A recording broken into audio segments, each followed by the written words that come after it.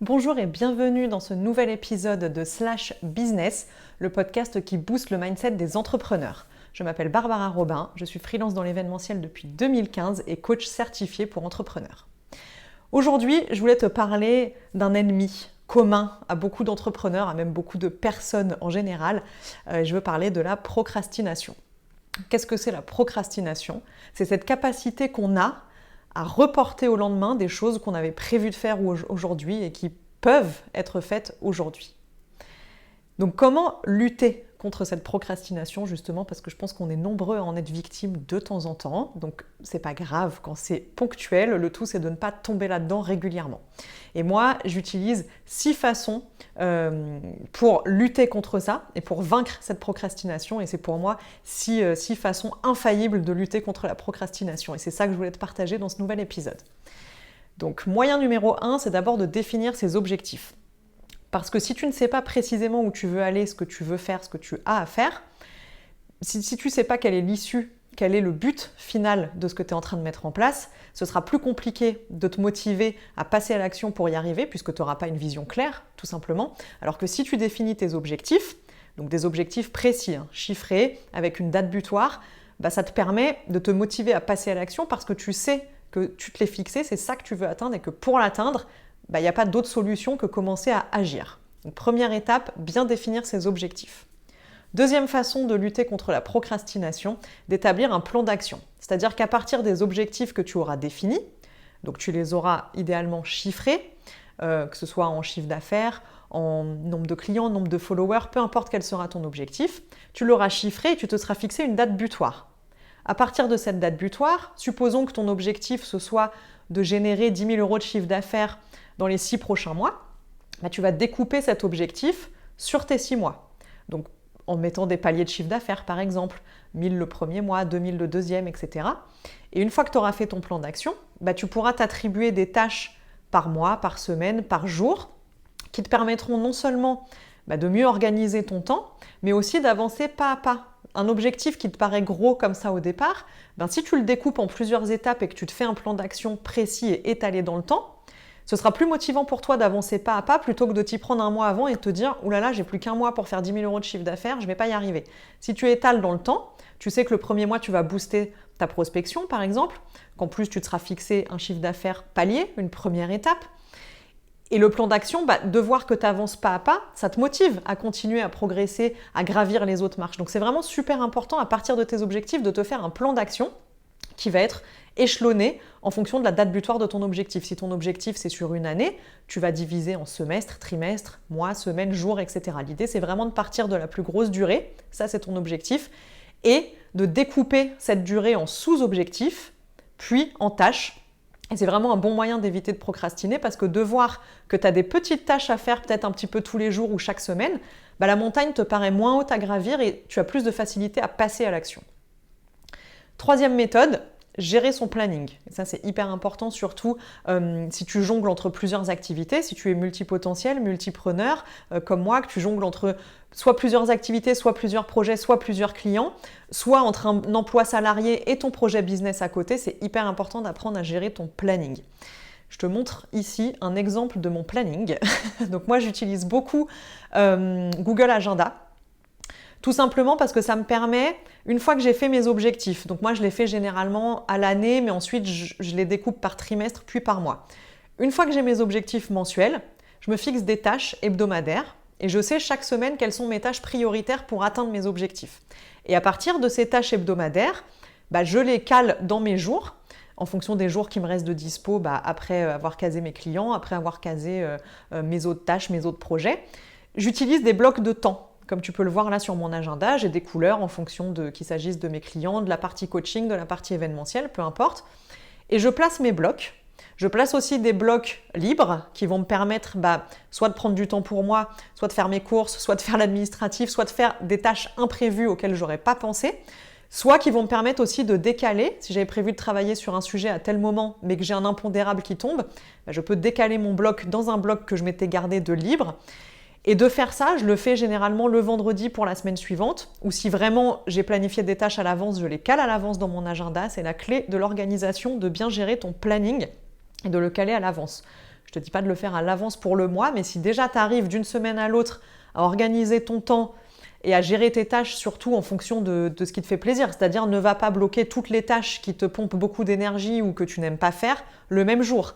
Étale-les dans la semaine, ça te permet de trouver un équilibre entre des tâches que tu dois faire mais que tu n'as pas forcément envie de faire et des tâches que tu prends vraiment plaisir à faire.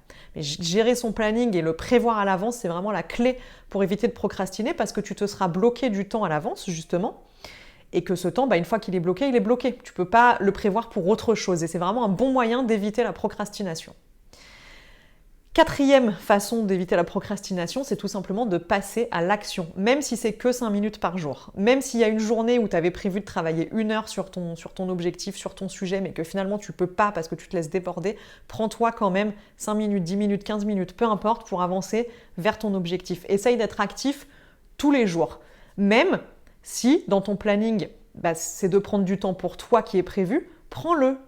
Fais cette action pour toi, de prendre ce temps pour toi parce que ce temps ne sera pas perdu, il va te permettre de souffler, de recharger tes batteries, de te vider l'esprit pour te rendre plus productif derrière. Donc n'aie vraiment pas peur de passer à l'action chaque jour, même un petit peu, même si tu développes un projet entrepreneurial à côté d'une activité salariée, prends-toi même 5 minutes par jour pour avancer sur ton projet et sur tes objectifs parce que ça va te motiver. Si chaque jour tu te dis « Ah non, flemme, je remets au demain », si chaque jour tu procrastines,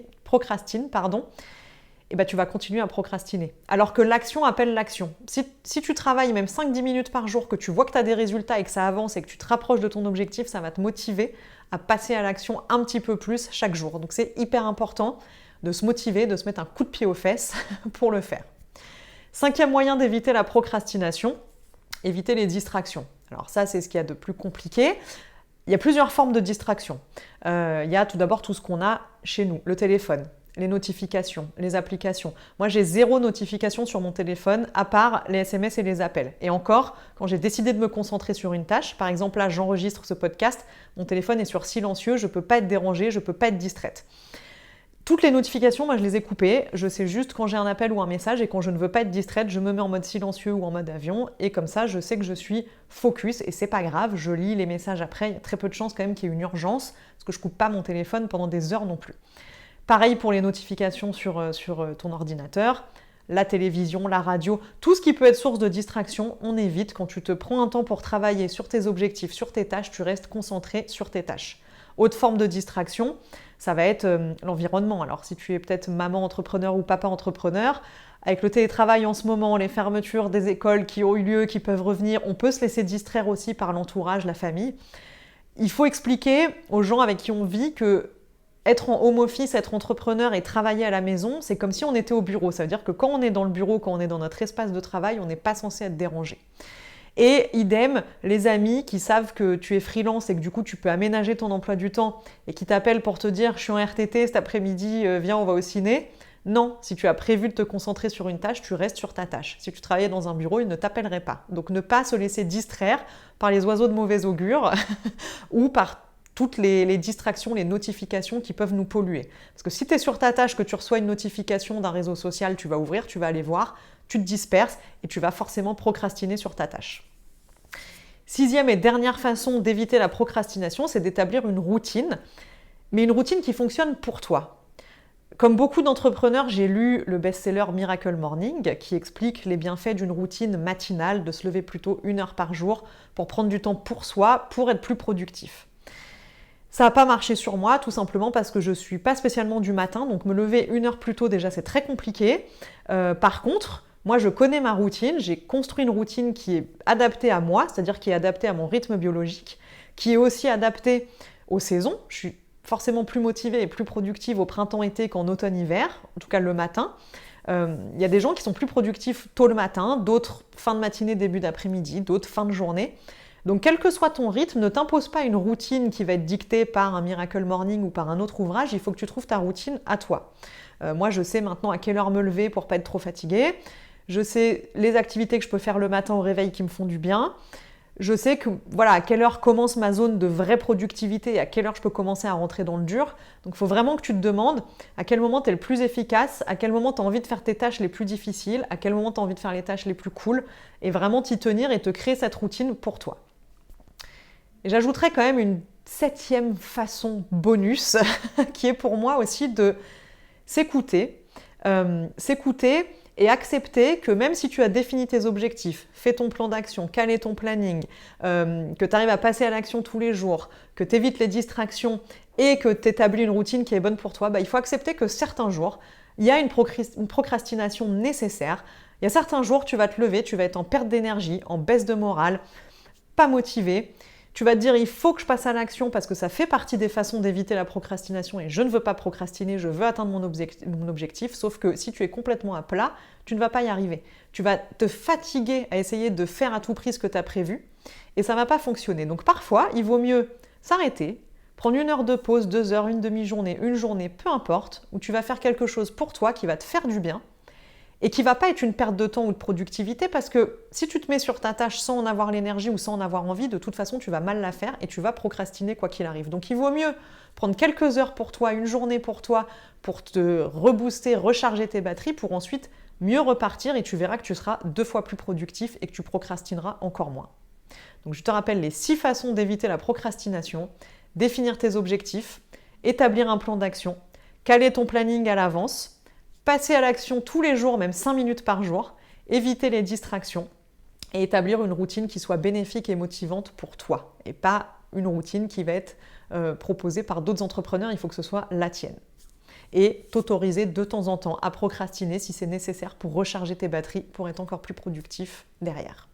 Si tu as d'autres méthodes pour éviter la procrastination, n'hésite pas à les partager en commentaire. Merci d'avoir suivi ce nouvel épisode. Je te retrouve la semaine prochaine pour une nouvelle thématique. D'ici là, n'hésite pas à t'abonner, liker, partager, commenter si tu as aimé cet épisode et à me suivre sur les réseaux sociaux, Instagram, LinkedIn, Facebook et à échanger avec moi. Je vous réponds à tous et j'ai vraiment plaisir à échanger avec vous, donc n'hésitez pas à me solliciter.